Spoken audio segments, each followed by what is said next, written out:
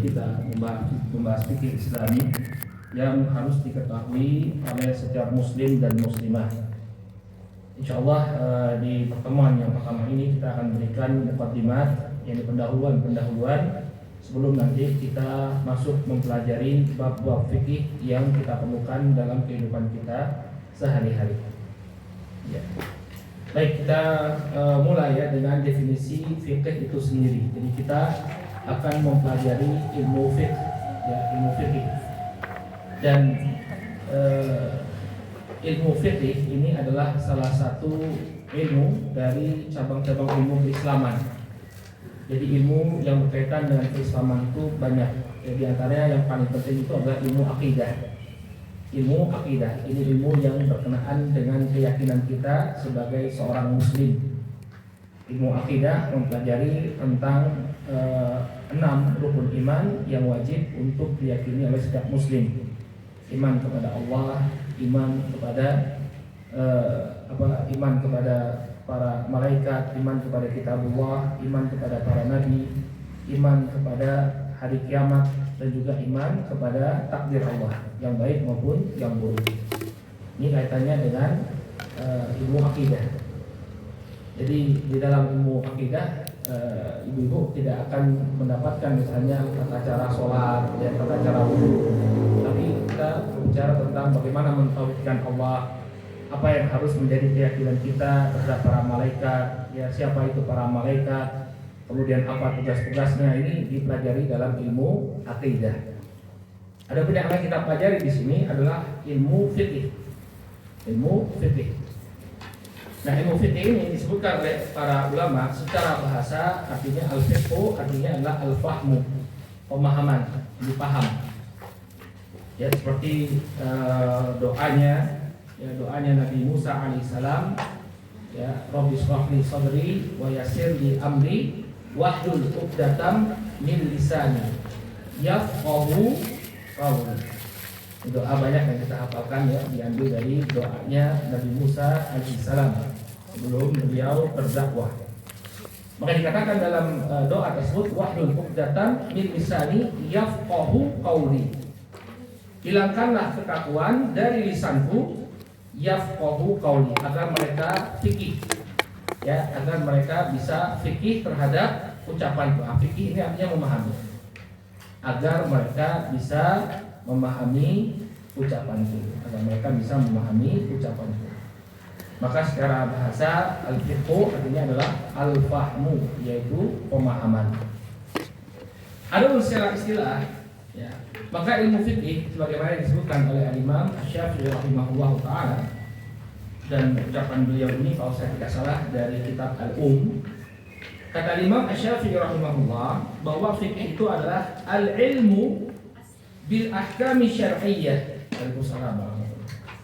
al-amaliyah al-muktasab min adillatiha at-tafsiliyah. Kata Imam Asy-Syafi'i rahimahullah ta'ala, yang namanya fikih itu adalah ilmu tentang hukum-hukum syar'i yang sifatnya amaliyah. Hukum-hukum syar'i yang sifatnya amaliyah, perbuatan kita. Tidak ada keyakinan, tidak ada hubungannya dengan yang namanya keyakinan. Ya, karena keyakinan tadi sudah kita jelaskan dibahas dalam ilmu apa? Akidah. Adapun ilmu-ilmu yang berkaitan dengan amaliyah kita, perbuatan kita, inilah dibahas dalam ilmu fikih. Qala al-muktasab min adillatiha at-tafsiliyah, yang diambil dari dalil-dalil secara terperinci, ya. Jadi harus ada basicnya. Orang ketika melakukan suatu amaliyah, suatu perbuatan, dia harus punya dalil. Ya, makanya dalam kitab Al-Usul Ats-Tsalatsah, ya, Al-Imam Muhammad bin Wahab mengatakan ma'rifatul dinil Islam bi adillatiha, mengetahui tentang agama Islam dengan dalil. Jadi kita itu sebagai seorang muslim dalam melakukan amalan itu harus punya dalil. Kenapa kamu begini? Kenapa kamu begitu? Gak bisa kemudian orang seenaknya. Kenapa kamu melakukan hal ini? Ini kayaknya bagus kok. Nah, nggak boleh, ya. Harus ada apa? Dalilnya. Dalilnya apa? Sehingga Anda melakukan hal tersebut. Ya. Maka inilah pentingnya kita belajar ilmu fikih untuk mengetahui ya amalan-amalan yang disyariatkan dan juga dasarnya. Dasarnya kenapa kita harus berwudu terlebih dahulu sebelum sholat. Kenapa kita nggak boleh misalnya langsung sholat ya, dalam keadaan belum bersuci. Ya, agama kita itu ada aturan. Agama kita itu ada aturan. Demikian juga ibadah kita yang kita lakukan kepada Allah Subhanahu Wa Taala itu ada aturannya. Nggak bisa orang kemudian sembarangan melakukan suatu perbuatan dengan niat untuk mendekatkan diri kepada Allah Subhanahu Wa Taala tanpa adanya landasan syariat. Ini betul-betul perlu kita tanamkan.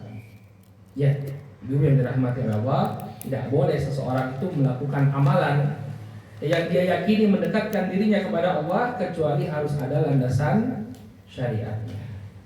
Misalnya ada orang yang melakukan meditasi. Ya, zaman sekarang ini kan orang banyak tekanan jiwa, ya enggak? Untuk mendekatkan diri kepada Allah dia meditasi. Mana landasannya ada meditasi? Nggak ada. Anda mendekatkan diri kepada Allah harus dengan sesuatu yang punya dalil. Ya. Sebagian mereka ada yang berdalilkan dengan kisahnya Rasulullah yang melakukan tahannut, yakni menyendiri di Gua Hira. Ya, saya pernah dengar argumennya mereka mencoba untuk mengkaitkan meditasi dengan Islam. Ada kok dalam Islam meditasi? Kapan dilakukan oleh Rasulullah? Sebelum beliau dapat wahyu. Nah, ini sudah menunjukkan kekeliruan. Apa yang dilakukan oleh Nabi sebelum mendapat wahyu itu bukan syariat. Kemudian juga setelah beliau diangkat menjadi Nabi, Allah sudah mengganti ya kebiasaan beliau menyendiri di gua itu dengan apa? Dengan qiyamul lail, dengan sholat tahajud.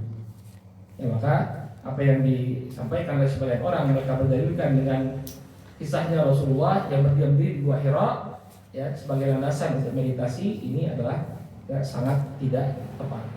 Ya. Sehingga orang kalau ingin melakukan amalan dia perlu dalil. Nabi SAW mengatakan man amila amalan laisa alaihi amruna fahuwa radd. Barang siapa yang melakukan satu amalan yang tidak ada perintahnya dari kami, nggak ada dorongannya dalam syariat untuk melakukan hal tersebut, nggak ada aturan dalam syariat, ya, fahuwa radd, maka amalan tersebut tertolak. Jadi capek-capek dia melakukan satu amalan, tapi karena tidak ada landasan syariatnya, maka amalan tersebut tertolak. Dan sebagian riwayat dikatakan man ahdatsa fi amrina hadza ma laysa minhu fahuwa radd. Barang siapa yang dia mengada-adakan perkara yang baru dalam ajaran agama kami yang tidak ada, ya, yang bukan merupakan bagian darinya, maka amalan tersebut akan tertolak. Dan seperti kalau kita lihat sebagian budaya-budaya kita ya, ada budaya gubung beteng gitu ya. Apa itu tujuannya? Kalau tujuannya adalah untuk ibadah, maka yang demikian ya adalah amalan yang tertolak. Baik.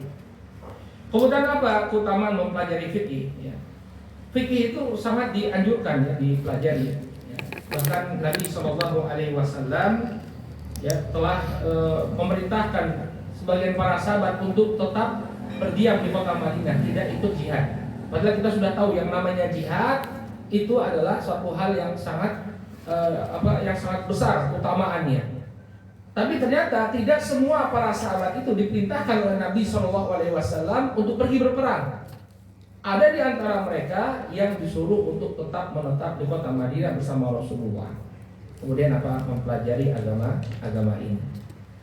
Dalam surat At-Taubah ayat 122, Allah Subhanahu wa taala berfirman, "Maka al-mu'minun yanfiru kafatan." Tidaklah sepatutnya ya bagi kaum mukminin itu untuk pergi semua ke medan jihad. Falaula nafara ya min kulli firqatin minhum ta'ifatun liyatafaqahu fid din wal yundiru qaumahum idza raja'u ilaihim la'allahum yahdharun. Ya, Allah SWT mengatakan tidaklah sepatutnya bagi kaum mukminin itu untuk pergi berperang semuanya. Mengapa tidak pergi dari tiap-tiap golongan tersebut? Ada orang-orang ya yang tetap tinggal untuk memperdalam ya liyatafaqahu fid din, untuk memperdalam pemahaman mereka terhadap agama, untuk bertafaqquh fid din. Wal yudhira qaumahum idza raja'u, dan untuk memberikan peringatan kepada kaumnya kalau mereka sudah kembali dari medan pertempuran. Jadi ada orang-orang yang tinggal ya belajar bersama Nabi SAW, kemudian ketika para mujahidin itu kembali ke kota Madinah, mereka lah yang akan mengajarkan agama kepada para mujahidin tersebut, ya.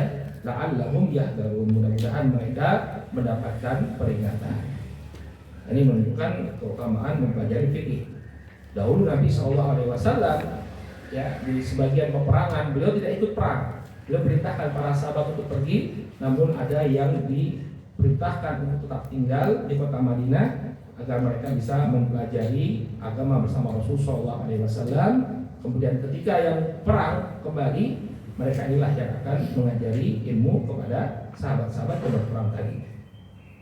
Demikian juga Nabi SAW mengatakan, "Thalabul ilmi fardhatun 'ala kulli muslim." Menuntut ilmu itu wajib bagi setiap muslim.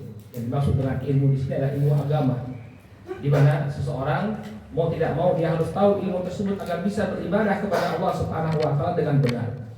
Maka berdosa seorang muslim misalnya dia tidak tahu bagaimana cara wudu. Kenapa? Karena Allah Subhanahu wa taala perintahkan dia untuk sholat, dan sholat itu tidak sah kalau seseorang tidak dalam keadaan bersuci. Ya.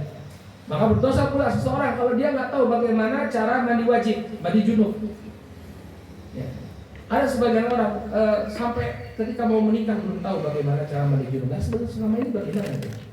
Ya berarti nggak sholat, ya, nggak sholat ketika dia ihtilam, ketika dia mimpi basah, nggak tahu bahwa dia punya kewajiban untuk mandi junub. Ini satu hal yang sangat memprihatinkan. Jadi tengah-tengah kita, bahkan kemarin ada survei 58% kaum muslimin di Indonesia itu nggak sholat. Ya, salam ya. Maka ini satu hal yang sangat menyedihkan di antara kita. Banyak di antara kaum muslimin yang mereka tidak punya ilmu, padahal ilmu tersebut sangat wajib untuk mereka ketahui. Kemudian juga Nabi SAW mengatakan, "Man yuridillahu bihi khairan yufaqihu fid din." Barang siapa yang dikehendaki kebaikan oleh Allah, maka Allah akan pahamkan agama ini kepadanya. Allah akan buat dia faqih terhadap agama ini. Maka ibu-ibu yang dirahmati oleh Allah, semakin kita itu paham terhadap agama, maka semakin banyak kebaikan yang kita dapatkan. Kita tahu mana perkara yang halal, mana perkara yang haram. Kita bisa tahu apa yang akan mendatangkan ridho Allah Subhanahu wa taala kepada diri kita, apa yang akan menyebabkan Allah Subhanahu wa taala murka kepada kita. Kita tahu aturan-aturan yang dibuat oleh Allah sehingga kehidupan kita pun semakin rapi, semakin teratur, semakin tenang, semakin tentram. Oleh karena itu harusnya seorang muslim itu bersemangat dalam belajar agama. Ada sebagian orang yang nggak mau belajar agama, khawatir. Kenapa? Kalau saya tahu, ya, saya belajar agama, saya tahu yang mana yang halal dan haram. Kemudian saya akan dihukum kalau sudah tahu ini haram, tapi saya tetap melaksanakan. Jadi mending nggak tahu katanya. Apakah alasan seperti ini bisa dibenarkan? Jawabannya tidak. Justru dia akan dihukum oleh Allah karena tidak mau menuntut ilmu. Gak ada uzur bagi dia. Sekarang majelis ilmu dibuka di mana-mana, bahkan secara gratis, nggak berbayar. Kemudian dia tidak mau menuntut ilmu. Ya, kajian-kajian sudah banyak sekali di-upload di media sosial, di YouTube. Apa uzurnya seseorang tidak mau belajar agama? Maka hati-hati, ya. Apabila seseorang tidak mau belajar agama, maka dia berdosa. Walaupun dia melakukan suatu perbuatan dosa karena ketidaktahuan, ya, dan ketidaktahuannya itu muncul karena keengganan dia belajar menuntut ilmu, dia berdosa. Beda dengan orang yang dia sudah belajar, cuma ilmunya belum sampai. Ya, tapi dia sudah belajar, ilmunya belum sampai, dia nggak tahu, kemudian dia melakukan perbuatan dosa, dia diberi uzur oleh Allah. Kenapa? Karena dia sudah belajar, menjalankan tugasnya untuk menuntut ilmu, cuma belum sampai ilmunya. Karena kalau orang enggan sama sekali belajar ilmu agama lalu dia terjatuh pada perbuatan dosa, maka tetap dihukumi dosa oleh Allah Subhanahu wa taala. Baik. Jadi ini keutamaan mempelajari ilmu agama, dan juga di antara utamanya mempelajari ilmu fikih, ya. Kita tadi bisa beribadah dengan sesuai sunnah Nabi Shallallahu Alaihi Wasallam. Dalam sholat Nabi Shallallahu Alaihi Wasallam mengatakan, ya, shollu kama ra'aitumuni usolli. Sholatlah kalian sebagaimana kalian melihat aku sholat. Kalau kita belajar fikih, tahu bagaimana cara sholat Nabi Shallallahu Alaihi Wasallam, berarti kita telah melaksanakan apa yang beliau perintahkan. Nah, kita lihat sampai sekarang ada orang yang sholatnya ya asal-asalan. Saya beberapa kali menegur di masjid itu, ya, sebagian bapak-bapak yang sholat ya ketika ruku tangannya itu memegang pergelangan kaki. Jadi mungkin dia mengira bahwa semakin dia merunduk semakin besar pahalanya. Rukunya itu sampai megang apa? Pergelangan kaki. Ini lagi perenggangan apa lagi ruku ini? Ya. Maka saya jelaskan Pak, kalau ruku itu tangannya di mana? Di lutut. Ya. Ada juga yang takbiratul ihram, selama ini dia sholat takbiratul ihramnya bukan kemudian menghadapkan tangannya ke depan, tapi begini, Allahu Akbar. Nggak tahu belajar sholatnya di mana. Maka sayang sekali dia bertahun-tahun dia sholat, tapi tata cara sholatnya tidak sesuai dengan apa yang diturunkan oleh Nabi Sallallahu Alaihi Wasallam. Maka jangan sampai kemudian kita merugi berpuluh tahun ibadah, tapi ternyata tata caranya ya tidak sesuai dengan apa yang diturunkan oleh Rasulullah. Demikian juga Nabi SAW mengatakan, "Khudhu anni manasikakum." Ambillah oleh kalian dariku manasik haji kalian.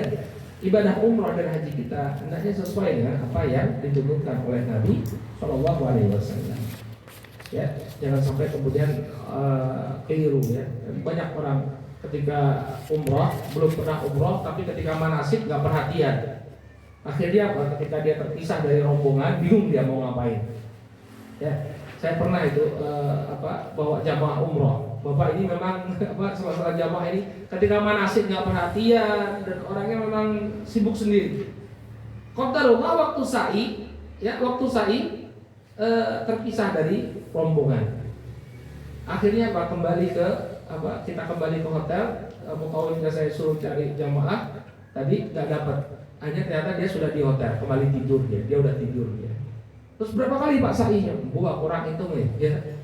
Akhirnya suruh sa'i didampingi oleh, silakan Bu ya, didampingi oleh mutawif, kemudian tawaf lagi, baru kemudian tahallul. Maka penting sekali bagi kita untuk berilmu ya sebelum melakukan suatu ibadah. Silakan. Ya. Baik, kemudian kita akan berbicara tentang rujukan fikih. Rujukan fikih. Apa sih yang kita jadikan rujukan dalam beramal? Ya, untuk menentukan ini rukun, ini sunnah saja, tidak sampai pada wajib. Apa yang membatalkan ibadah kita harus punya rujukan. Nggak boleh kemudian seseorang itu asal-asalan dalam menentukan fikih. Maka disebutkan oleh para ulama, di antara rujukan fikih yang pertama adalah Al-Quran, kemudian yang kedua adalah As-Sunnah. Ya, Al-Quran dan As-Sunnah ini adalah landasan kita dalam mengambil pendapat-pendapat fikih. Jadi para ulama ketika mereka berpendapat tentang sesuatu, rujukannya pasti Al-Quran dan Sunnah. Nggak boleh kemudian seseorang mengambil dari kepalanya sendiri tanpa rujukan Al-Quran dan Sunnah. Ya, di dalam Al-Quran Allah Subhanahu Wa Taala mengatakan, "Fa in tanaza'tum fi syai'in farudduhu ila Allahi war Rasul. In kuntum tu'minuna billahi wal yawmil akhir, dzalika khairun wa ahsanu ta'wila." Apabila kalian berselisih tentang sesuatu, maka kembalikanlah kepada Allah dan Rasul-Nya. Ya, di sini Allah Subhanahu Wa Taala perintahkan kita kalau kita berselisih tentang sesuatu, kembalikan kepada Allah dan Rasul-Nya. In kuntum tu'minuna billahi wal yawmil akhir, dzalika khairun wa ahsanu ta'wila. Yang demikian itu apabila kalian beriman kepada Allah dan hari akhir, dan yang demikian itu adalah lebih utama bagi kalian dan lebih baik akibatnya. Pada dalam ayat ini Allah Subhanahu Wa Taala memerintahkan kita untuk mengembalikannya, mengembalikan urusan kita kepada Allah dan Rasul-Nya. Apa maksud mengembalikan kepada Allah? Maksudnya adalah mengembalikan kepada kitabullah, yaitu Al-Quran. Dan apa maksud dikembalikan kepada Rasul Shallallahu Alaihi Wasallam? Jadi kembalikan kepada beliau saat beliau masih hidup. Makanya para sahabat ketika mereka berbeda pendapat menghadapi suatu permasalahan, mereka datang kepada Nabi Shallallahu Alaihi Wasallam lalu bertanya, meminta kejelasan kepada Nabi Alaihi Wasallam. Jangan sampai kemudian mereka salah paham terhadap suatu perkara. Dan ini banyak sekali terjadi. Ya, bahkan dalam memahami Al-Quran, para sahabat mereka adalah orang-orang yang paling fasih dalam bahasa Arab. Tapi ketika mereka mendapatkan satu ganjalan dalam memahami Al-Quran, mereka kembali kepada Rasul alaihi salatu wassalam. Ya, seperti firman Allah Subhanahu wa taala, alladzina amanu wa lam yalbisu imanahum bidzulmin ulaika lahumul amnu wa hum muhtadun. Kata Allah Subhanahu wa taala, orang-orang yang beriman dan tidak mencampurkan keimanan mereka dengan kedzaliman, maka mereka akan mendapatkan keamanan dan petunjuk dari Allah Subhanahu wa taala. Ayat ini jelas sebenarnya ya, tapi para sahabat merasa kebingungan. Kenapa? Karena akan berat sekali untuk mendapatkan keamanan dan petunjuk dari Allah. Allah mempersyaratkan orang-orang yang beriman dan tidak mencampur adukkan keimanannya dengan kedzaliman. Siapa di antara kita yang tidak pernah berbuat zalim? Semuanya pasti pernah berbuat zalim. Ya, baik itu zalim kepada orang lain, demikian juga zalim kepada diri sendiri. Semuanya pernah berbuat zalim. Kalau begitu kita tidak akan pernah mendapatkan keamanan dan petunjuk dari Allah Subhanahu wa taala. Maka para sahabat merasa gelisah dengan turunnya ayat ini. Mereka datang kepada Nabi Shallallahu Alaihi Wasallam. Lalu Nabi Shallallahu Alaihi Wasallam mengatakan kepada para sahabat, ala tasma'u qawla Luqman li ibnihi ya bunayya la tusyrik billah inna syirka la dzulmun adzim. Ya, tidakkah kalian pernah mendengar ya ucapan Luqman kepada anaknya, wahai anakku, janganlah engkau menyekutukan Allah, karena sesungguhnya syirik itu merupakan kezaliman yang besar. Sehingga maksud ayat tadi, orang-orang yang beriman dan tidak mencampurkan keimanan mereka dengan kesyirikan, maka mereka akan mendapatkan keamanan dan juga petunjuk dari Allah Subhanahu wa taala. Nah, dari sini kita bisa melihat bahwa para sahabat saja butuh penjelasan dari siapa? Rasulullah Shallallahu alaihi wasallam.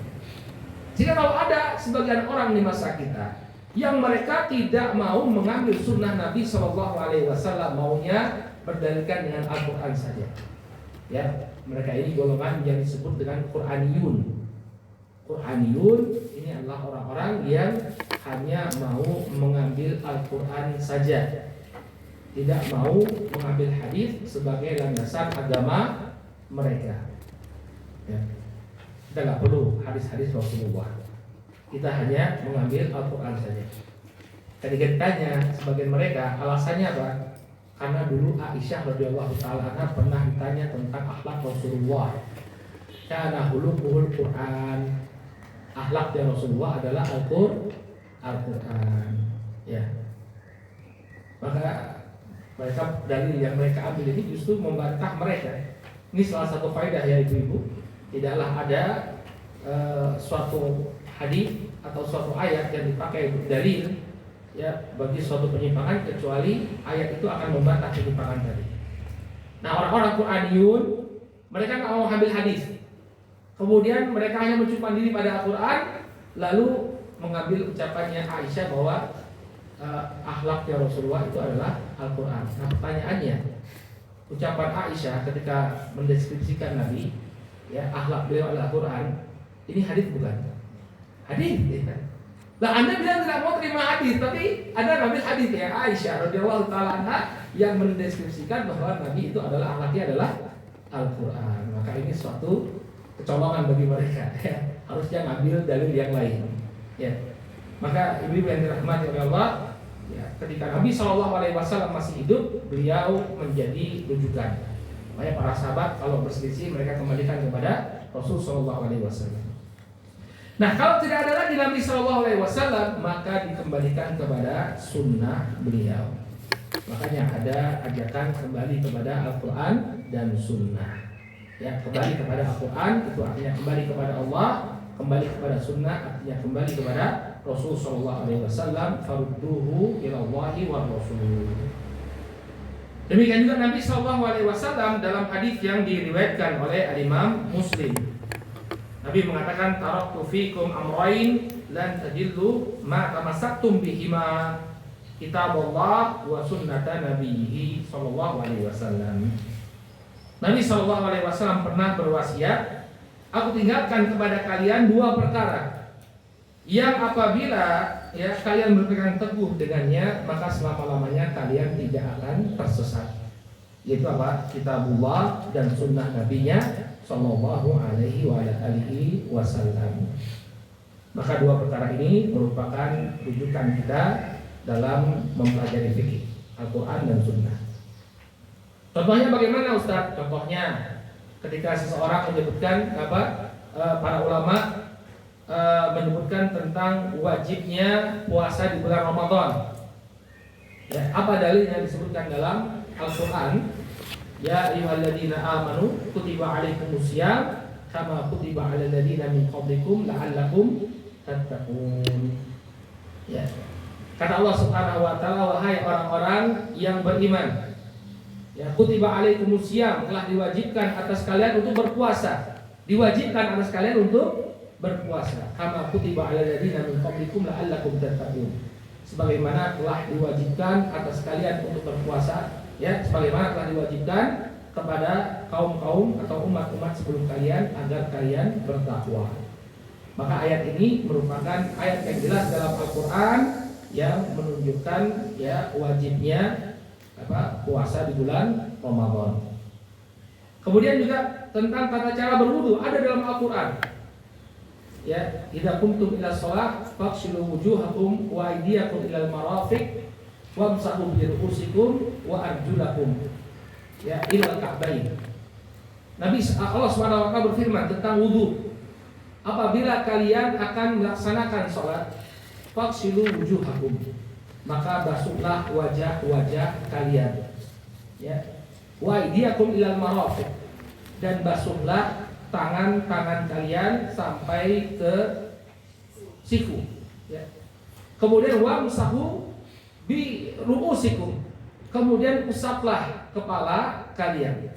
Ya, wa arjulakum ilal ka'bain, dan kemudian basuhlah kedua kaki kalian sampai ke mata kaki. Nah, ini adalah firman Allah Subhanahu wa taala dalam Al-Qur'an yang menunjukkan rukun wudu. Jadi wudu itu ya kita hanya perlu untuk melakukan 4 hal. Ya tentunya setelah berniat untuk wudu, yang pertama adalah membasuh wajah. Ini wudu minimalis. Ya wudu minimalis itu bagaimana? Yang pertama kita basuh wajah kita. Wajah artinya ya tawajjahu bihi. Ini sesuatu yang dipakai untuk menghadap. Mulai dari tempat tumbuhnya rambut sampai ke dagu. Kemudian dari kanan dan kiri, dari telinga kanan ke telinga kiri. Ini yang kemudian wajib untuk dibasuh. Kemudian apa? Wa aydiyakum ilal marafiq. Kemudian tangan-tangan kalian sampai ke siku. Jadi ini bagian yang kedua yang wajib untuk kita lakukan. Jadi kita basuh. Ya kita basuh tangan kita yang kanan dan kiri sampai ke siku. Kemudian yang keempat, wamsahu bi ru'usikum. Ya, dan usaplah kepala kalian. Jadi kepala itu diusap. Ya, para ulama dalam mazhab Syafi'iyah mengatakan bahwa bi ru'usikum, bi-nya ini tab'id, artinya apa? Sebagian. Dan usaplah sebagian kepala kalian. Makanya kalau kita lihat dulu ya waktu kita belajar di sekolah sebelum kenal dakwah sunnah mungkin ya wudhunya itu bagaimana untuk kepala cukup diusap sedikit ya. Karena memang demikianlah para ulama Syafi'iyah memahami ayat ya bahwa cukup untuk sebagiannya saja dikenakan diusap ya, sebagiannya saja diusap, tidak perlu kemudian sampai seluruhnya. Makanya ibu kalau misalnya berwudu di tempat yang tidak mau terbuka ya bisa kemudian cuma mengusap sebagian kepala ya, berdasarkan ayat tadi ya. Kemudian wa urjulakum ila ka'bain, kemudian basuhlah kaki-kaki kalian sampai ke mata kaki. Nah, ini ayat dalam Al-Qur'an yang menunjukkan rukun wudu. Jadi kalau kita sudah melakukan 4 hal ini, tapi sebelumnya kita sudah berniat untuk wudu, wudunya sah. Ya, wudunya sah. Ya, adapun kemudian mencuci tangan terlebih dahulu, kemudian mengulanginya 3 kali, ini sunnah saja. Ini sunnah. Tapi yang menjadi rukun dalam wudu cuma 4 perkara tadi. Kemudian para ulama menambahkan yang pertama niat, kemudian 4 perkara tadi, kemudian juga dia harus melakukannya secara tertib, secara berurutan, tidak boleh random acak, tapi harus berurutan. Ya. Surat apa ya tadi ya? Surat An-Nisa kalau saya katakan. Coba dicari nanti. Ya.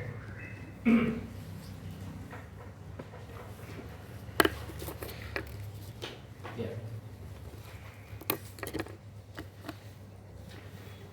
Saya kadang dari hafalan, tapi nggak hafal nomornya itu, nomor ayatnya berapa.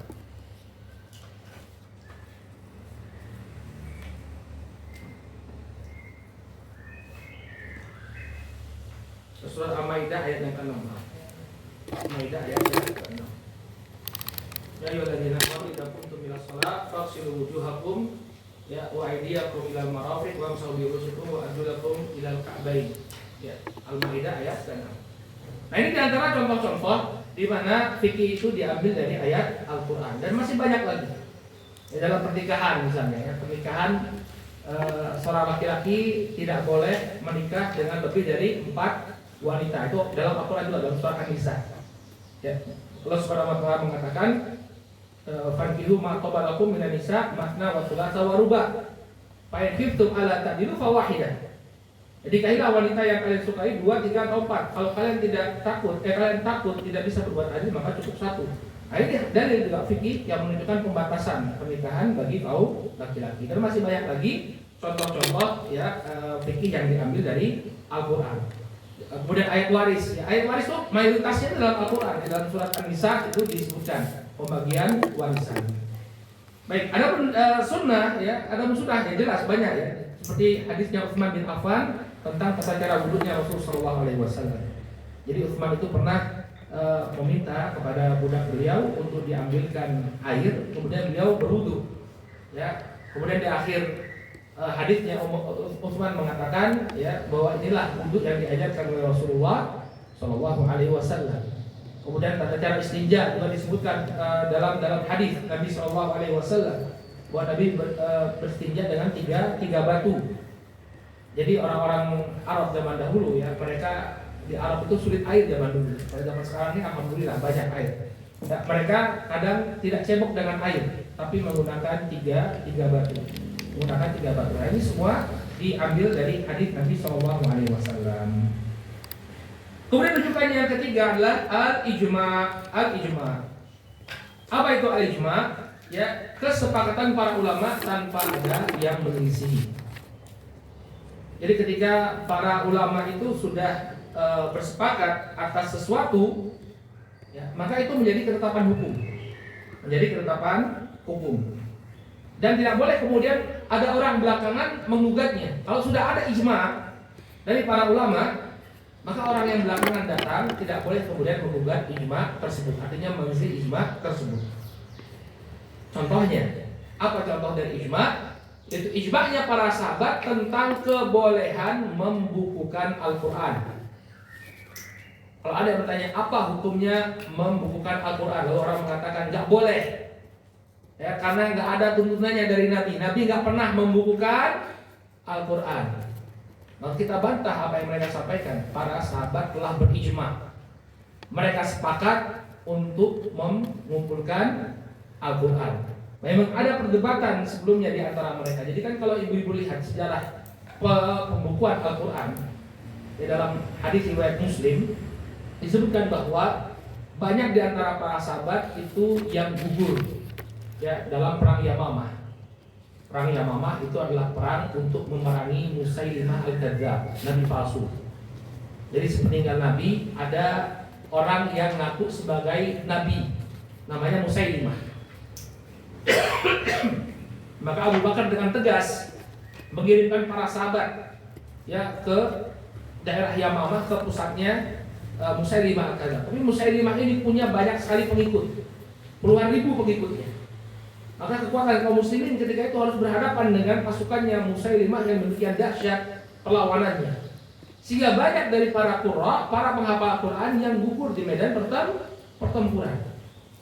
Ya, sehingga muncul kekhawatiran pada diri Umar bin Khattab radhiyallahu taala anhu. Maka Umar itu sosok yang mulham ya, artinya sering mendapatkan ilham. Dia mengatakan kepada Abu Bakar, "Wahai Abu Bakar, nanti Al-Quran ini bisa musnah. Kenapa? Para penghafalnya banyak yang gugur. Maka mari kita bukukan Al-Quran." Awalnya Abu Bakar berat ya untuk membuka Al-Quran karena di zaman Nabi Al-Quran itu dihafal. Kalaupun ditulisnya secara terpisah di lembaran-lembaran kulit, ditulis di tulang-tulang, di batu-batu, itu terpisah. Nggak ada pembukaan sama sekali di masa Rasulullah. Tapi kemudian karena melihat kemaslahatannya demikian besar, ya maka kemudian Al-Quran itu dibukukan. Ya, tanpa ada istilahnya protes dari para sahabat. Berarti mereka sepakat sepakat tentang kebolehan membukukan Al-Quran. Nah, kalau ada orang kemudian yang mengatakan Al-Quran tidak boleh dibukukan, maka pendapatnya tidak teranggap. Kenapa? Karena telah terjadi ijma dari para sahabat tentang bolehnya membukukan Al-Quran. Ya.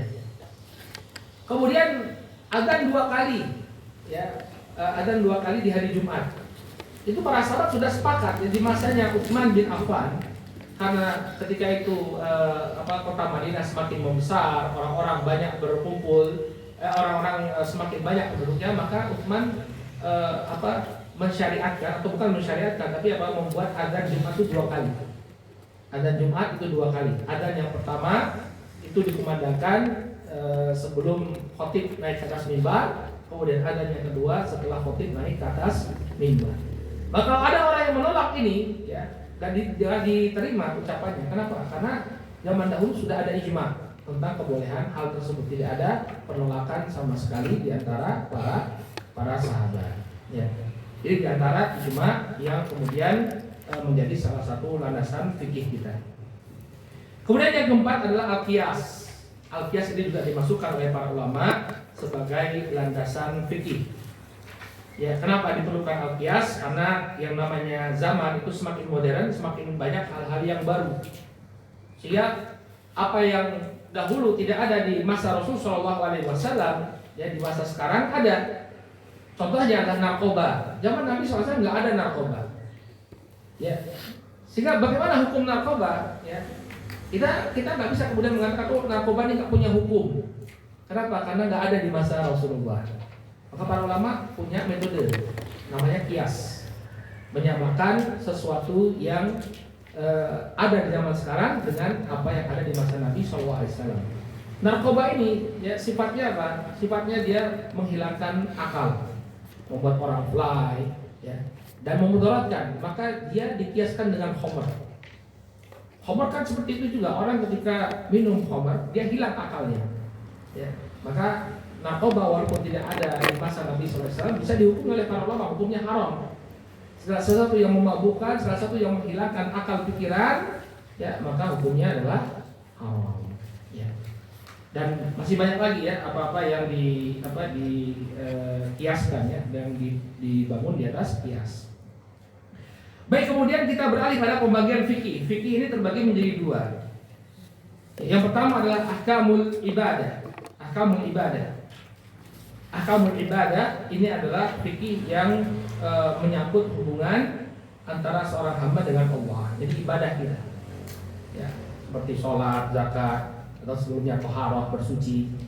Ini semua berhubungan dengan hubungan kita dengan Allah Subhanahu Wa Taala, ya, ibadah kita kepada Allah Subhanahu Wa Taala. Kemudian yang kedua adalah ahkamul muamalah. Ahkam muamalah. Ini yang berhubungan dengan hubungan sama manusia, seperti jual beli, ya, kitabul buyu. Dalam kitab fikih ada kitabul buyu, yaitu kitab yang berkaitan dengan jual beli. Kemudian pinjam meminjam, akord, ya, akord pinjam meminjam, gadai, ya. Kemudian hukum jinayat, misalnya ada orang yang mencuri barang seseorang, apa hukumannya? Ya, ketika terjadi perzinahan, apa hukumannya? Ini masuk ke dalam hukum muamalah. Sebagai para ulama memisahkan, ya. Kalau yang berkaitan dengan pengadilan itu ada namanya ahkamul qadha, hukum pengadilan. Ini yang perlu diketahui oleh para hakim. Saya ada orang melakukan tindakan kriminal ini, kriminal A, maka apa hukumnya? Ya, itu dibahas dalam ahkamul qadha. Maka kayak di Saudi Arabia itu ada sekolah qadhi, ya, sekolah qadhi. Jadi setelah orang itu menyelesaikan dirosahnya, ini pelajaran fikihnya, S1-nya fikih, nanti dia belajar di sekolah hakim bagaimana memutuskan kasus-kasus yang terjadi di tengah-tengah masyarakat. Kemudian juga yang perlu diketahui ketika kita belajar fikih, bahwa ada yang namanya ahkam at-taklifiyah, ya, hukum-hukum taklifiyah. Jadi istilah-istilah dalam hukum taklifiyah ini akan sering kita dengar, ya. Ada 5 hukum taklifiyah. Yang pertama adalah, ya, wajib. Kemudian yang kedua mandub atau sunnah. Yang ketiga haram. yang keempat makruh, yang kelima mubah. Jadi nanti ibu-ibu akan sering mendengar hukumnya wajib. Apa hukum bersuci sebelum sholat? Hukumnya wajib. Artinya apa? Wajib, dia harus melakukannya. Kalau tidak melakukan dia berdosa. Ya. Kita perinci. Pertama wajib. Wajib itu secara bahasa artinya yang jatuh dan yang harus. Dan secara istilah adalah apa-apa yang diperintahkan oleh pembuat syariat dengan bentuk keharusan. Jadi mau tidak mau harus dia lakukan. Seperti apa? Sholat 5 waktu. Ini hukumnya wajib, bukan pilihan. Banyak di antara kaum muslimin yang tidak melaksanakan sholat 5 waktu. Dia kira bahwa sholat 5 waktu itu pilihan. Sholat ya bagus, nggak sholat nggak apa-apa. Makanya kita lihat fenomena yang terjadi di tengah-tengah masyarakat kita. Ketika melihat misalnya seorang selebritis, seorang yang punya penggemar, kemudian dia sholat, orang kaget, memuji, masya Allah si fulan sholat. Harusnya nggak dipuji, kenapa? Karena itu memang kewajiban. Tapi kenapa dia dipuji? Karena banyak orang yang tidak sholat. Ya. Sesuatu kewajiban itu kalau tidak dilaksanakan, maka ketika ada yang melaksanakan, maka dia akan teranggap istimewa. Padahal memang itu sudah menjadi kewajiban. Ya. Jadi sesuatu yang wajib, tapi karena sering ditinggalkan, begitu ada yang melakukan teranggap istimewa. Padahal apa? Bukan hal yang istimewa, memang itu suatu kewajiban. Ya. Ada selebritis pakai jilbab, heboh ya enggak?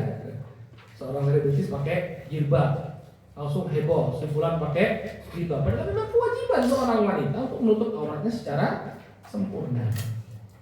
Dan sesuatu yang wajib ini apabila dilakukan, dia berhak untuk mendapatkan pahala. Ya. Kalau sesuatu yang wajib ini dilakukan, seseorang berhak mendapatkan pahala. Kita katakan berhak mendapatkan pahala. Ya. Kalau dia melakukan perbuatan tersebut dengan ikhlas, ada syaratnya. Jadi Anda sholat itu tidak serta-merta dapat pahala. Kenapa? Ada syaratnya. Dia baru diganjar oleh Allah kalau dia melakukannya dengan ikhlas. Dan syaratnya kedua sesuai dengan tuntunan syariat. Ya. Baru dia diganjar pahala. Nah kalau dia tinggalkan tanpa adanya udzur, maka dia berhak untuk mendapatkan hukuman. Berdosa dia kalau dia meninggalkan sesuatu yang wajib. Kemudian yang kedua, mandub. Ya, mandub ini artinya yang disuruh. Yaitu apa-apa yang diperintahkan oleh pembuat syariat tidak dalam bentuk keharusan. Seperti sholat sunnah rawatib. Ya, sholat sunnah rawatib ini mandub. Artinya kalau ibu-ibu nggak sholat 2 rakaat sebelum subuh berdosa atau tidak? Tidak, tapi rugi. Ya, karena rakaat ini qabla al-fajri khairun minad dunya wa ma fiha. Sholat sunnah 2 rakaat sebelum sholat subuh itu lebih baik daripada dunia dan isi di dalamnya. Ya. Tapi apakah seseorang kalau nggak sholat sunnah 2 rakaat sebelum subuh dia berdosa? Jawabannya tidak berdosa. Puasa Arafah hukumnya wajib apa enggak? Enggak. Jadi kalau orang nggak puasa Arafah berdosa atau enggak? Tidak. Ya, nggak berdosa. Ya, cuma dia rugi. Kenapa? Dalam hadisnya Abu Qatadah dikatakan bahwa puasa Arafah menghapuskan dosa 1 tahun yang telah berlalu. Ya. Dan kita terapkan ini pada ibadah-ibadah sunnah lainnya. Orang nggak puasa Senin Kamis dosa apa? Dosa apa enggak? Enggak. Ya. Tapi kalau dia berpuasa pada hari Senin dan Kamis dia mendapatkan pahala. Nah, ini yang perlu kita sampaikan juga ya kepada kaum muslimin ya. Kalau seseorang itu dia meninggalkan sesuatu yang sunnah ya, jangan kemudian dicela.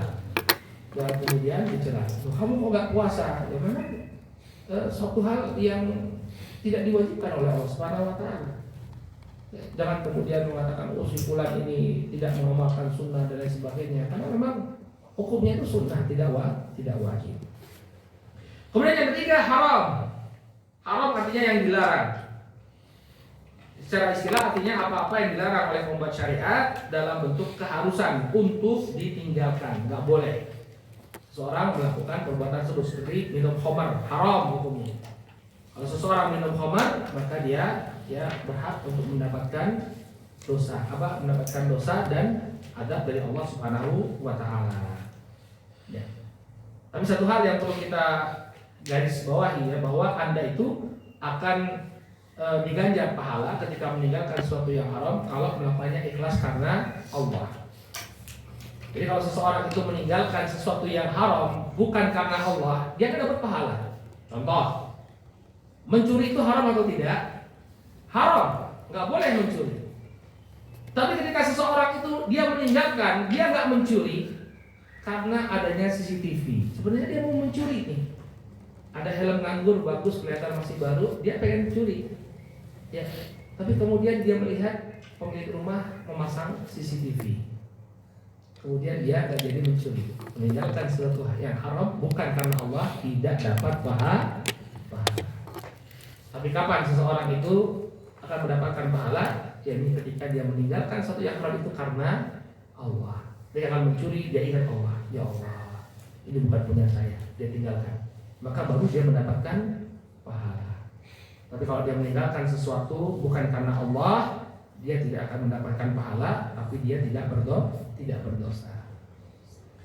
Kemudian yang keempat, makruh. Ya, makruh artinya yang dibenci, yang tidak disukai. Ya, secara istilah apa-apa yang dilarang oleh pembuat syariat tapi tidak dalam bentuk keharusan. Seperti mengambil dan memberi dengan tangan kiri. Ya, dengan tangan kiri. Ini makruh hukumnya, tidak sampai pada haram.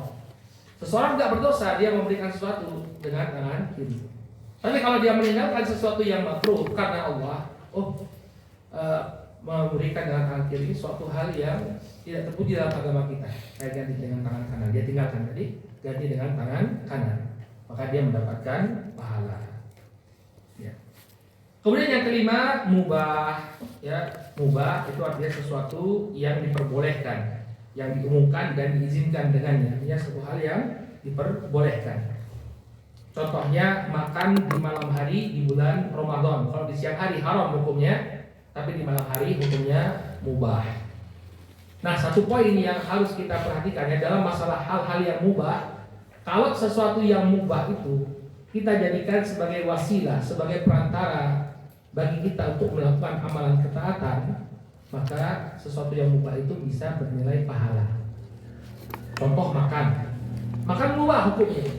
Tapi ketika seseorang itu berniat makan dengan tujuan agar kuat melaksanakan ibadah kepada Allah, melaksanakan kewajiban-kewajibannya, maka dia akan mendapatkan pahala. Nah, inilah pentingnya kita menjaga niat ibu-ibu. Anda melakukan satu hal yang mubah, tapi bisa dapat pahala. Ya, kalau diniatkan perkara yang mubah itu untuk menolong dalam melakukan amalan ketaatan. Mandi misalnya, seseorang mandi, tapi niatnya apa? Niatnya agar orang yang ada di sekitarnya tidak terganggu. Kalau seorang wanita mandi agar dia bisa melayani suaminya dengan lebih sempurna, biar tidak tercium aroma yang tidak mengenakan di suaminya, maka itu dapat pahala. Mandi hukum asalnya adalah mubah. Kita nggak mandi pun nggak berdosa. Ya. Tapi kemudian ketika kita mandi dengan niat-niat yang baik tadi, maka mandi akan bernilai pahala.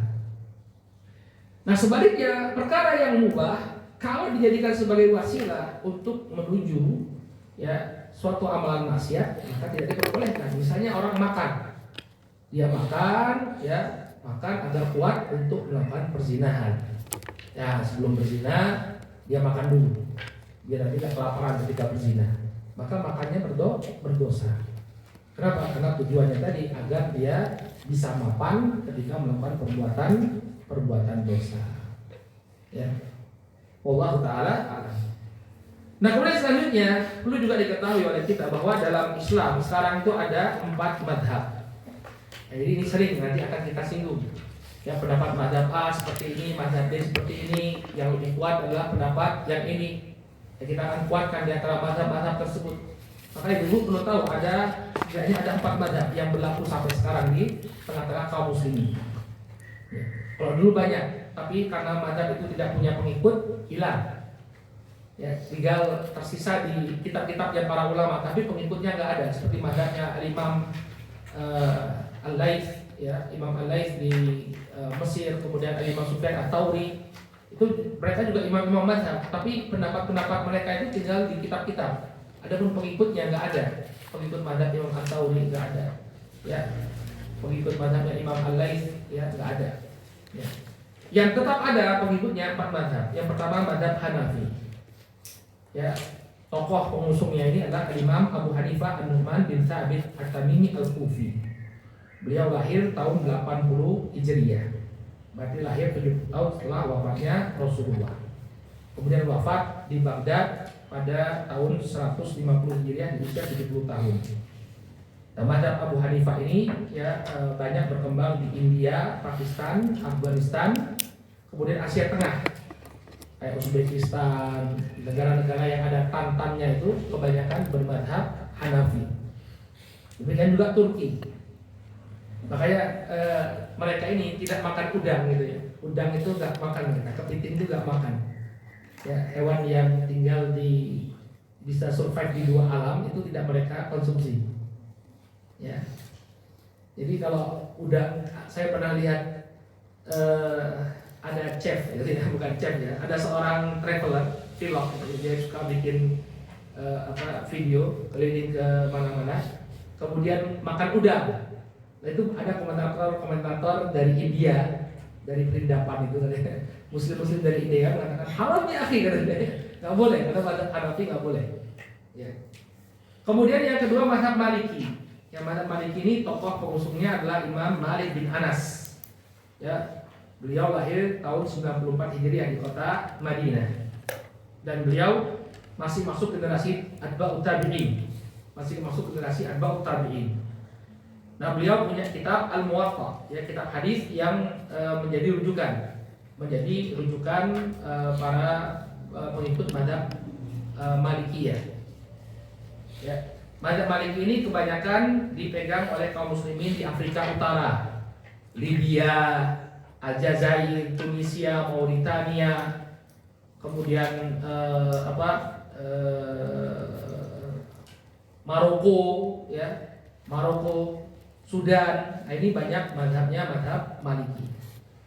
Ya, mereka saya pernah dulu pas belajar fikih ya, kalau mazhab Maliki itu kalau orang batal wudhu, misalnya dia sudah lanjut usia, kemudian sambil menunggu sholat wudhunya batal, maka dia bisa tayamum, bisa tayamum dalam mazhab Maliki.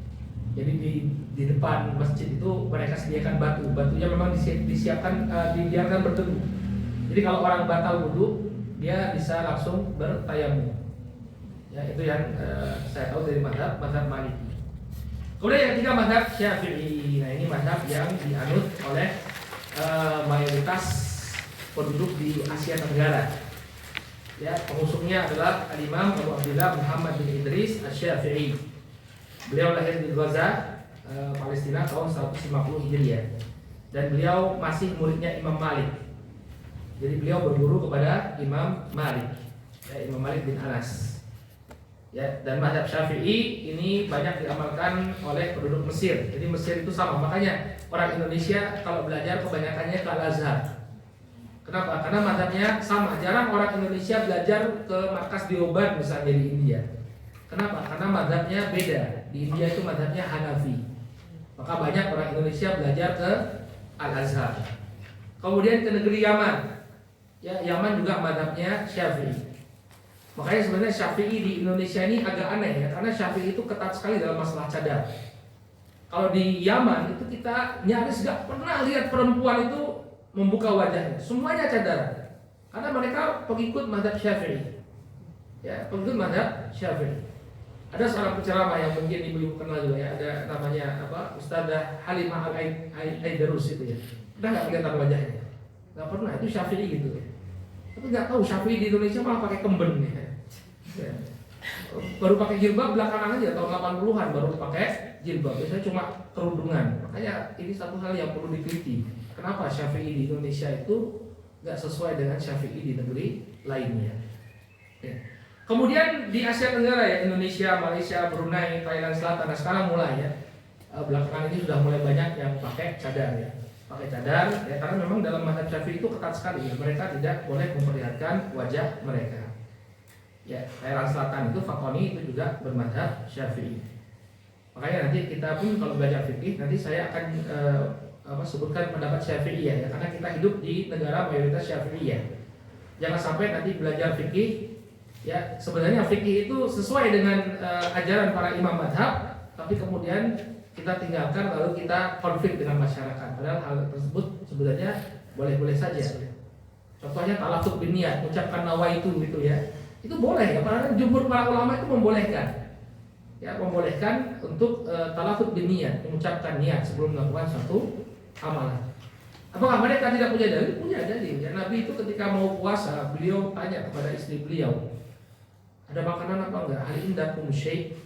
Apakah kalian punya makanan? Kemudian kata istri beliau enggak ada. Fa inni idzan shaim. Kemudian beliau menyatakan niat beliau ya. Fa inni idzan shaim, kalau begitu aku berpuasa.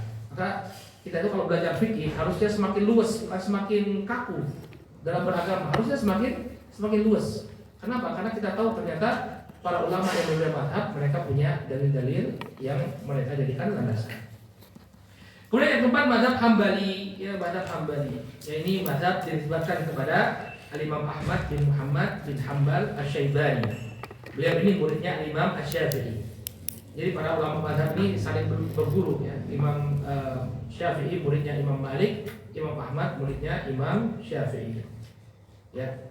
Maka mazhab Hambali ini sebenarnya mazhab yang paling sedikit pengikutnya. Kalau saya tidak salah cuma 2%. Kaum muslimin, dari kaum muslim yang demikian banyak ini cuma 2% saja yang mengikuti mazhab Hambali. Tapi mazhab Hambali ini menjadi mazhab resmi kerajaan Saudi Arabia. Kenapa kok mazhab Hambali ini bisa menjadi mazhab resmi kerajaan Saudi Arabia? Ini berkaitan dengan pendirian kerajaan Saudi. Jadi dulu keluarga Saud mereka membuat perjanjian dengan keluarga ya Muhammad bin Abdul Wahab. Nah kebetulan Muhammad bin Abdul Wahab ini mazhabnya Hambali. Jadi urusan agama dipegang oleh keturunan Muhammad bin Abdul Wahab yang bermadzhab Hambali. Maka mazhab yang diterapkan di kerajaan Saudi Arabia adalah mazhab Hambali. Ya, kemudian juga dianut oleh sebagian kaum muslimin. Ya, jadi yang menjadikan mazhab Hambali sebagai mazhab resmi itu cuma kerajaan Saudi Arabia. Ya. Kemudian sebagian kaum muslimin di negara-negara teluk kayak di Qatar. Qatar itu juga mayoritasnya mazhab Hambali, juga sebagian Suriah. Ya. Suriah itu sebagiannya saja ya penganut mazhab Hambali. Nah kemudian di antara mazhab lain juga yang diakui oleh sebagian ulama, sebagian yang tidak mengakui keberadaan mazhab ini adalah mazhab Zahiri. Mazhab Zahiri itu tekstual, ya sesuai dengan teksnya. Ya ini diusung oleh Imam Ibnu Hazm, ya Ibnu Hazm Al-Andalusi, seorang ulama dari Spanyol, dari Andalus. Jadi dulu Spanyol itu adalah pusat kebudayaan kaum muslimin, ya pusat agama, banyak tafsir-tafsir para ulama dari Spanyol. Ibu-ibu mungkin pernah mendengar tafsir Al-Qurtubi. Dan tafsir Al-Qurtubi, Qurtubi itu nisbat kepada kota Cordoba. Sampai sekarang masih ada di Spanyol. Ya, jadi mereka Al-Andalusi, ini juga Andalus, ini nisbat negara Spanyol dalam bahasa Arab. Ya, itu semua mereka dulu menjadikan Spanyol itu sebagai pusat peradaban kaum muslimin. Orang Eropa kalau mau belajar itu datangnya ke Spanyol. Ya, datangnya ke Spanyol. Baik, ini sekitar yang bisa kita sampaikan dalam pertemuan kali ini. Ya, paling tidak sebelum kita masuk ke dalam abwabul fiqh, ibu-ibu punya pandangan tentang apa yang akan kita pelajari dan bagaimana apa yang menjadi landasan para ulama dalam mengeluarkan pendapat mereka. Baik, nanti kita bukan dulu sampai di sini. Kemudian kalau ada yang ingin tanyakan silakan. Monggo ya, saya berharap tuh sebenarnya materinya sedikit, tapi tanya jawabnya yang banyak ya. Karena belajar fikih itu seperti itu, lebih interaktif. Silakan, ada yang ingin tanyakan ya tentang madhab atau tentang bagaimana fikih, silakan. Mungkin akidah itu bisa bertentangan dengan fikih? Enggak, selaras ya, selaras. Keyakinan itu namanya mu'taqad, yaitu ya selaras, tidak bertentangan dengan fikih. Ini semua agama kita itu ya selaras ya, tidak ada yang bertentangan ya. Baik, silakan. Ahsanallahu ilaik Ustaz. Waalaikumsalam warahmatullahi wabarakatuh. Bagaimana cara menyikapi jika ada orang yang mengatakan bahwa Ahlus Sunnah terutama manhaj salaf itu tidak bermazhab? Iya. Memang satu hal yang perlu kita akui ya, bahwa jadi madrasah salafiyah ya, manhaj salaf itu ya, memang kebanyakan mereka itu mengikuti pendapatnya Muhammad Rashid Ridho. Jadi kalau kita lihat madrasah salafiyah ini ada beberapa corak pikir ya yang ada dalam manhaj salaf. Ya, ada sebagian para ulama salaf yang mereka bermadzhab. Ini kebanyakan para ulama yang berasal dari Saudi Arabia, mereka punya mazhab. Seperti Al-Imam bin Baz, Syekh bin Baz, Syekh Utsaimin, mereka ini ulama-ulama mazhab Hambali. Tapi memang di sana ada para ulama salafi yang mereka tidak pakai mazhab. Seperti Syekh Albani nggak pakai mazhab. Nah, mereka ini mengambil corak pikirnya Muhammad Rashid Ridho. Muhammad Rashid Ridho ini muridnya Muhammad Abduh. Tapi bukan klasikal ya. Muhammad Abduh itu seorang ulama Mesir, sangat terkenal ya Muhammad Abduh. Namanya Ustaz Muhammad Abduh, ambil dari sana, terinspirasi dari ini bapaknya baca biografi Muhammad Abduh, anaknya dikasih nama Muhammad Abduh. Nah itu memang betul kita akui ya, kayak Syekh Albani kita nggak akan temukan beliau bahas kitab fikih ya, kitab fikih pada. Kalau Syekh Al-Utsaimin ya, beliau bahas kitab-kitab fikih pada Hambali seperti kitab Zadul Mustaqni, beliau punya Syarhul Mumti yang menjadi syarah terhadap Zadul Mustaqni, matan dalam mazhab dalam mazhab Hambali. Nah, kalau Syekh Albani dan murid-murid beliau ya, itu kebanyakan memang tidak bermazhab. Demikian juga para ulama salafi yang dari Yaman, Syekh Mukbil. Ya, kami juga dari Yaman ya. Kami tidak pakai mazhab dan cenderung anti kepada mazhab. Jadi belajar fikihnya dari mana? Dari hadis. Kitab Bulughul Maram ya.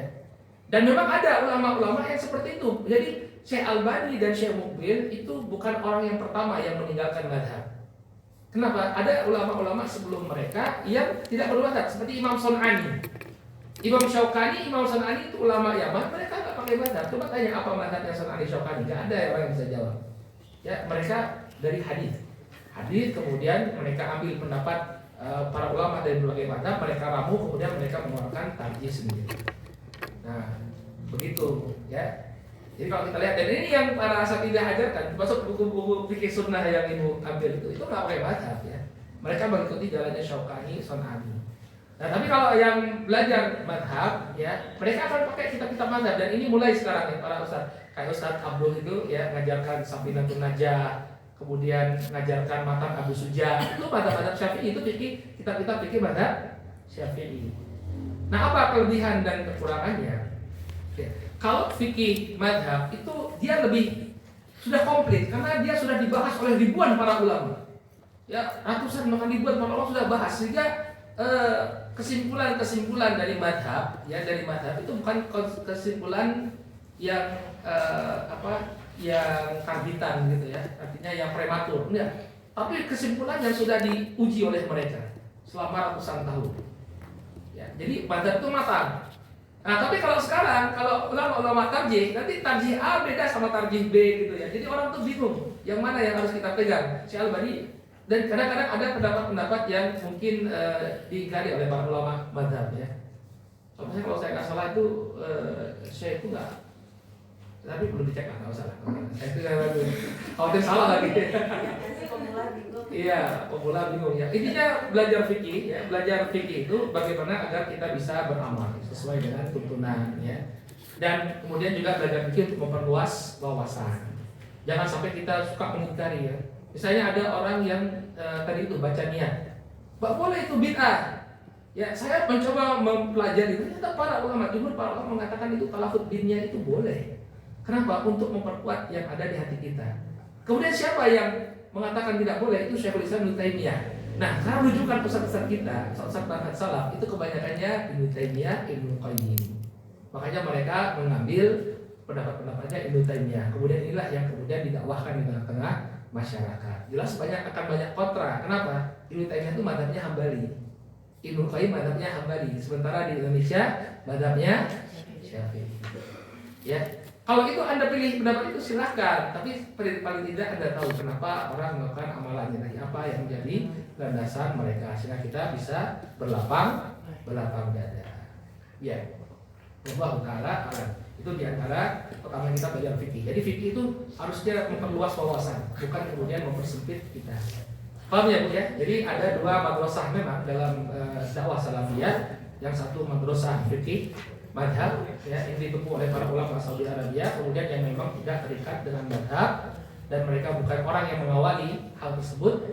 Banyak ulama-ulama yang memang tidak mengikatkan dirinya kepada madhab ya. Jadi kalau melihat akar-akar perbedaan kita dengan masyarakat itu nanti kembalinya kepada Majmu' Fatawanya Ibnu Taimiyah ya.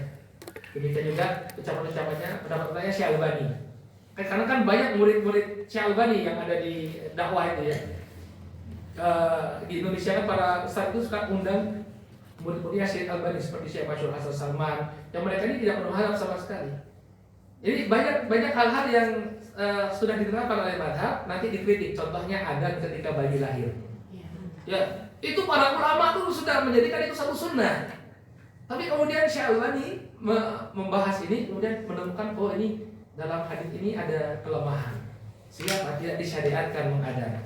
Lalu ada orang baru belajar, cuma dia selebritis ngomong di depan TV ya, nggak boleh ini ngadanin bayi ya. Padahal para ulama hampir mungkin mereka sepakat tidak ada yang mengingkari tentang disyariatkannya mengadani bayi ketika lahir. Bahkan Ibnu Qayyim bikin bab khusus. Ibnu Qayyim loh, padahal Ibnu Qayyim itu ulama madhab Hambali panutannya Salafi, itu punya pembahasan khusus dalam kitab Tuhfatul Maulud tentang disyariatkannya mengadani bayi yang baru lahir. Kemudian beliau bawakan hadis-hadisnya. Nah, semakin kita belajar, wawasan kita akan semakin luas, sehingga ya, kita paham ya kenapa begini, kenapa begitu. Ibu-ibu nggak boleh fanatik ya, fanatik yang harus seperti ini ya. Cobalah lihat kenapa sih orang harus seperti itu. Ya kenapa orang melakukan hal seperti itu, apa yang menjadi alasan mereka, itu lebih baik daripada kita ngotot-ngototan. Ya Allah Taala alam. Kayaknya sudah bisa dibaca ini gaya pengajaran fikihnya seperti apa ya. Allah Taala alam. Baik. Silakan Bu. Ini ada 4 mazhab itu ya. Iya. Apakah ini harus salah satu mazhab yang harus kita ikuti, atau mungkin kadang-kala kita memakai mazhab Syafi'i, atau mungkin kadang Cari yang enak ya Bu ya, yang mana gitu ya, ya. mungkin seperti itu. Mungkin dalam hal ini ini Kayaknya yang enaknya Hanafi dalam bab ini ya. apakah boleh atau harus itu gitu. Apa kalau Syafi'i ya Syafi'i terus, kalau Maliki ya Maliki terus, apapun ya ikut Maliki, apapun ikut Syafi'i, atau bagaimana? Nah, dalam hal ini ya, kita diperintahkan oleh Allah ya, tidak ada perintah untuk mengikuti mazhab-mazhab tersebut secara secara mutlak. Kita hanya diperintahkan oleh Allah, ittabi'u ma unzila ilaikum min rabbikum. Ikutilah apa yang diturunkan oleh Rabb kalian dari sisinya. Itulah yang harus kita ikuti. Ya, sehingga kalau misalnya ada pendapat mazhab yang kemudian menyelisihi Al-Quran dan Sunnah, tentu kita tinggalkan. Bahkan para imam mazhab ini sendiri mereka dengan tegas, kalau pendapat kami itu menyelisihi pendapat Al-Quran dan Sunnah, tinggalkan. Seperti Al-Imam Malik. Imam Malik itu pernah mengatakan ketika beliau berada di samping kuburannya Rasul SAW, beliau mengatakan, kullun yukhadu min kalamihi wa yurad illa sahib hadzal qabr. Setiap ucapan manusia itu bisa diambil, bisa ditolak, kecuali ucapan pemilik kuburan ini, sambil beliau menuju kuburan siapa? Rasulullah. Maka dalam memilih pendapat-pendapat ini kita tentu memilih yang lebih kuat. Namun kalau ditanya bagaimana cara belajar yang baik, para ulama mengatakan paling baik itu adalah belajar dari mazhab. Kita belajar dari satu mazhab tertentu, kemudian kuasai. Itu yang paling penting. Kenapa? Karena insya Allah semua mazhab ini dia mengikuti Quran dan Sunnah. Gak ada kemudian Abu Hanifah itu landasan dia fikihnya Injil, Taurat, gak ada ya. Apa kitab Weda, Tripitaka, gak ada. Semuanya Quran Sunnah. Ya, jadi bagi para pemula idealnya mereka mengikuti apa? Mengikuti satu mazhab tertentu. Tapi kalau misalnya ada satu masalah yang di mazhab yang mungkin menyelisih dalil yang lebih kuat, ya maka tidak mengapa dia meninggalkan mazhab tersebut. Dan para ulama juga menasihatkan, di antaranya Syekh Shalih Al-Fauzan menasihatkan untuk belajar fikih itu sesuai dengan mazhab yang dianut di tengah-tengah masyarakat.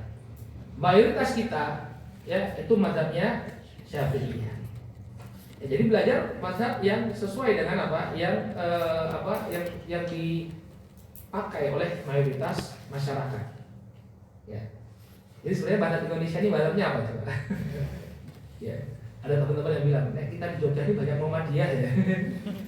Jadi kalau Syafi'iyah itu tidak banyak juga dianut di Jogja. Lihatnya dari mana? Dari sholat subuhnya. Banyak masjid di Jogja yang nggak kunut subuh. Nah, itu udah ketahuan. Ya, kalau dia itu penganut Syafi'i, pasti kunutnya nggak ditinggalkan.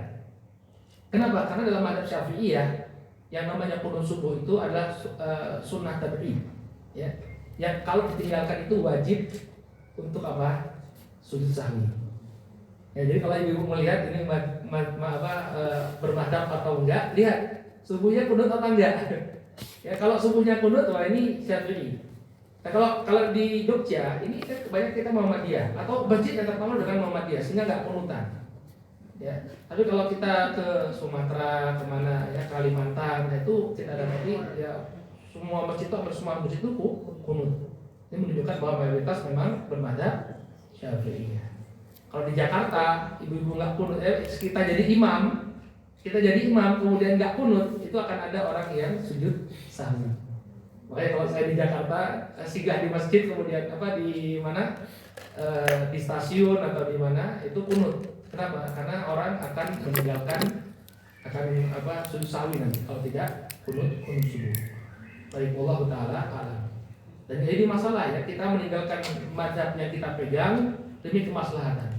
Seperti para imam-imam sekarang ini kan imam-imam Masjidil Haram dan Masjid Nabawi kan lagi keliling dunia ini.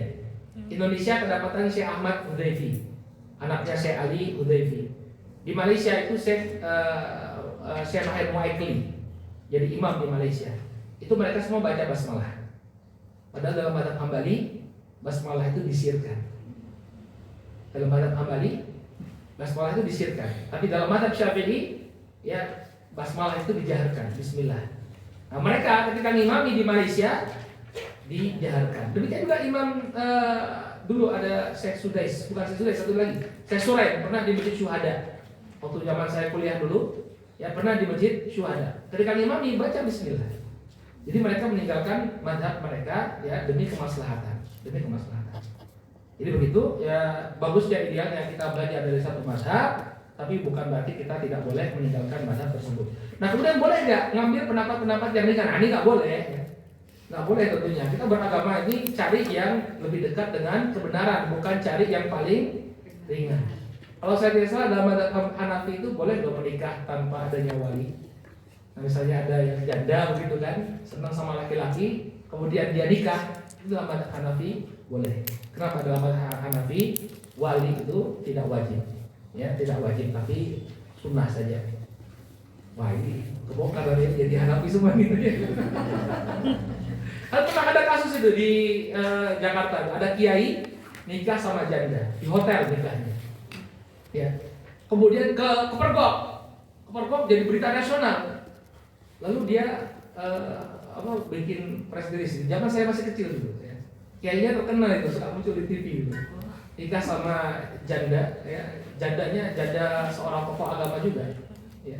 Kemudian dia ngomong di media juga. Dalam hal ini saya memilih madhab Hanafi. Ya. Jadi wali itu tidak wajib.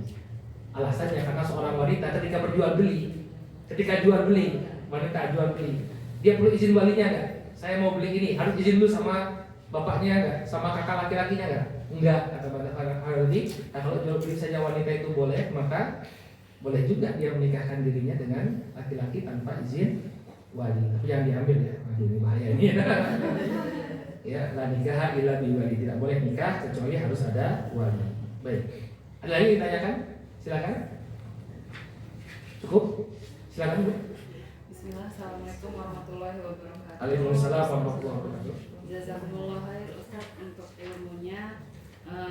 Agak sedikit panjang sih Ustaz dan maksudnya nggak terlalu berkaitan banget, nggak apa ya Ustaz ya. Silakan. Ini terkait masalah sholat sih Ustaz. Qadarullah saya kerja di bagian olahraga undernya PSSI.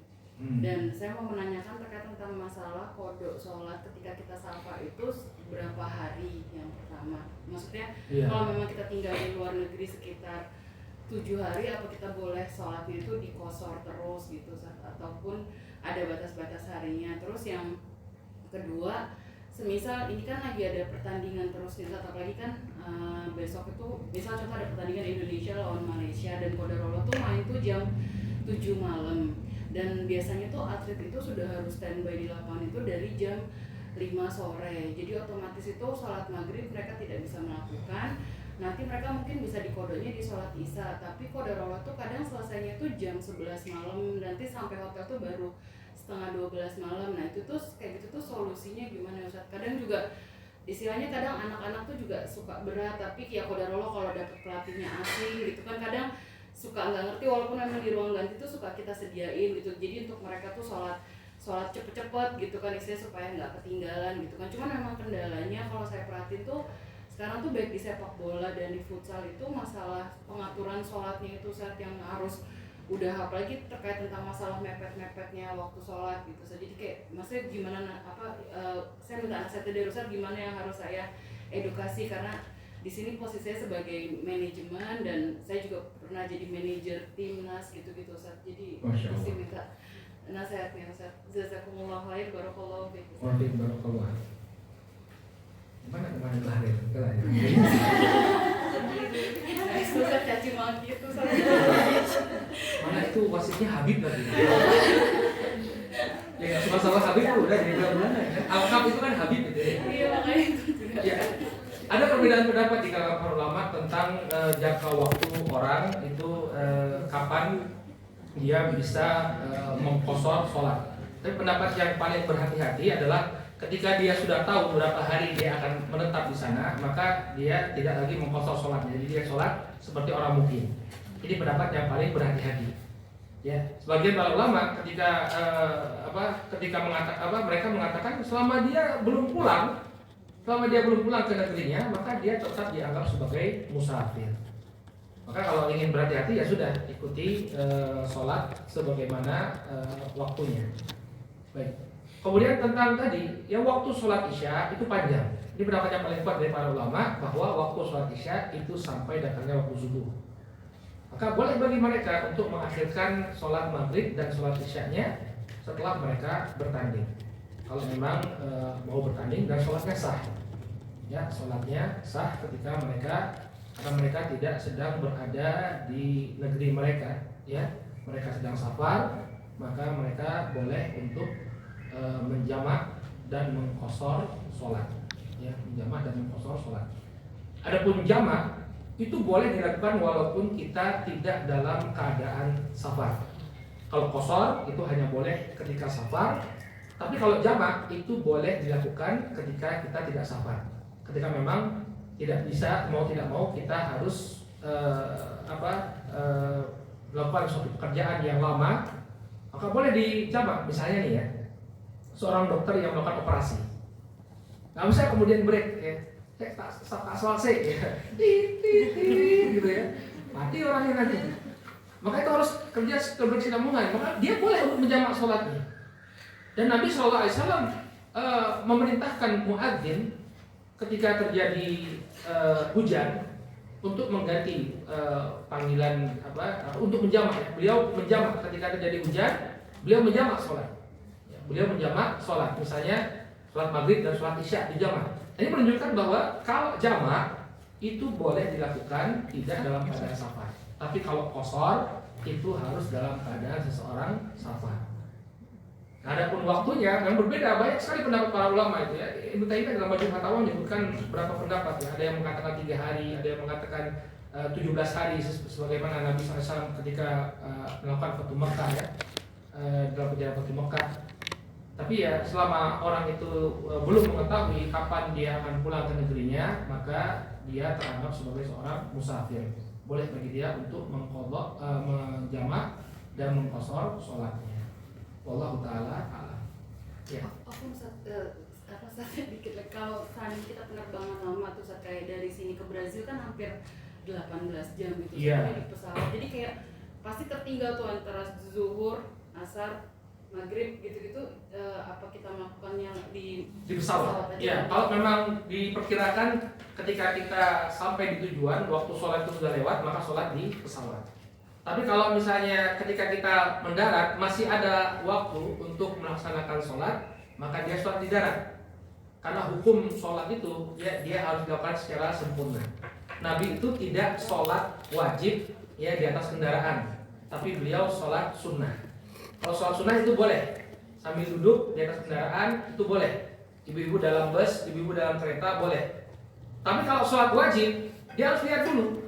Kalau dia mendarat atau sampai di tujuan, waktu sholatnya masih ada, wajib bagi dia untuk sholat di darat. Ya, wajib bagi dia untuk sholat di darat. Tapi kalau misalnya waktunya akan habis, waktu yang sudah habis ketika dia belum mendarat, maka dia sholat di atas kendaraan.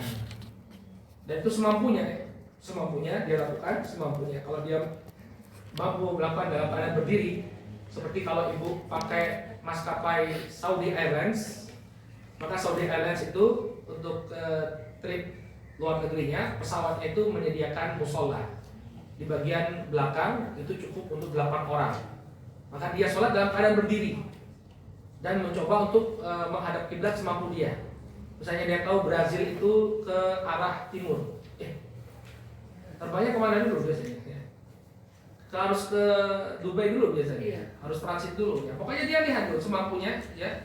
Kemudian dia menghadap kiblat. Tapi kalau bukan naik Saudi ya sudah dia sholat dalam keadaan duduk dan mengarah ke arah perginya pesawat. Karena memang nggak bisa sholat dalam keadaan berdiri, pasti ditegur oleh pramugari.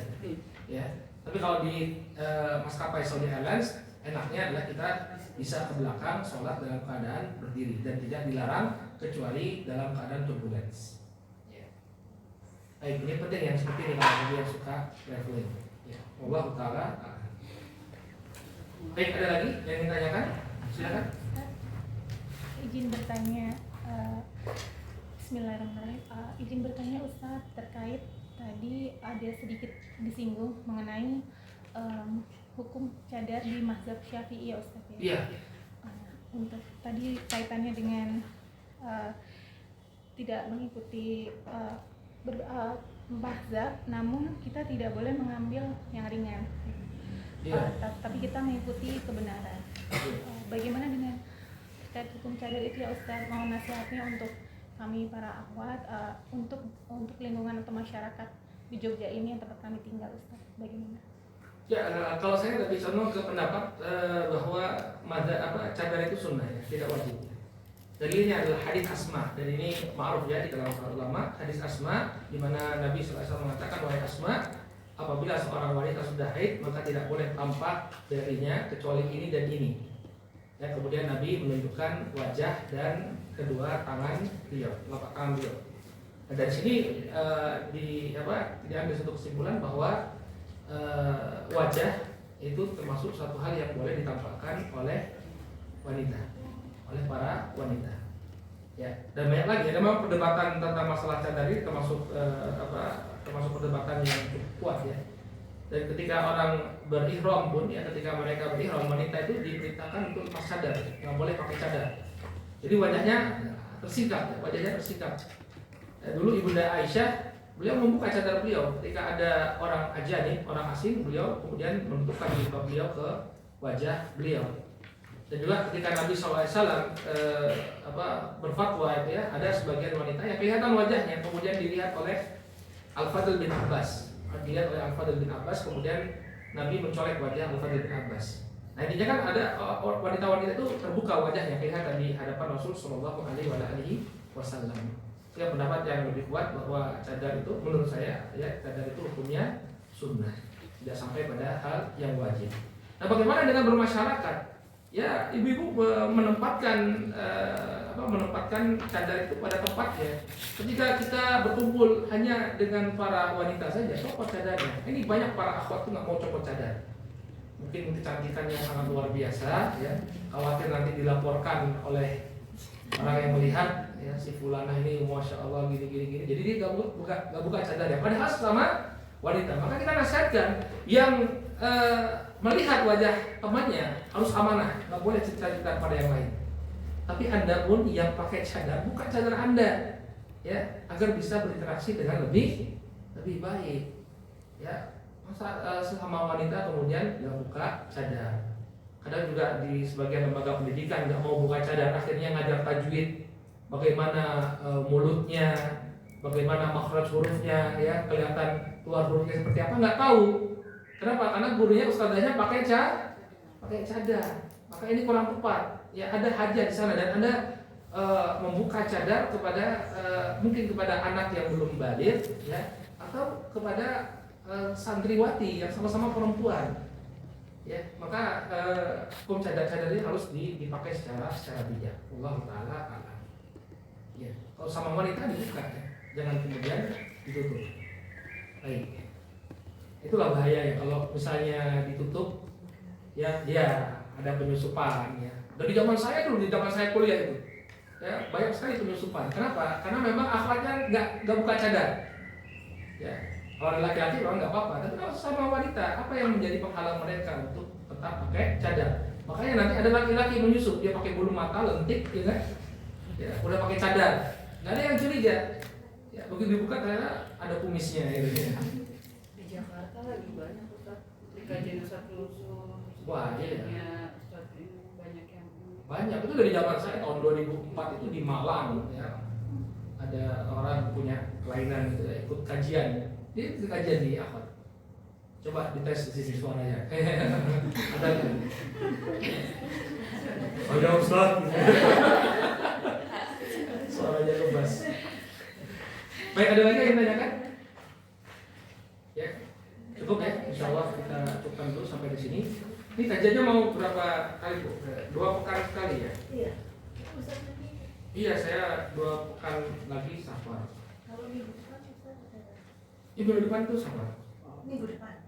Hari Rabu saya mulai safar Oh, sampai ini. sampai kembali tanggal 30. Iya. Tanggal 9 berangkat lagi. Banyak liburnya ini. Jadi pokoknya kontak saya. Berarti tanggal 30 tanggal. Baru bisa bulan depan tanggal 23 mungkin. November. Bulan lebih. Coba ya, nanti seterusnya insya Allah bisa kan Ustaz? Ya, insya Allah bisa. Nanti ditolak aja awalnya. Jangan Ustaz. Baik, saya coba dulu sampai di sini. Subhanallah wa bihamdihi. Asyhadu an la ilaha illa anta astaghfiruka wa atubu ilaik. Assalamualaikum warahmatullahi wabarakatuh. Waalaikumsalam.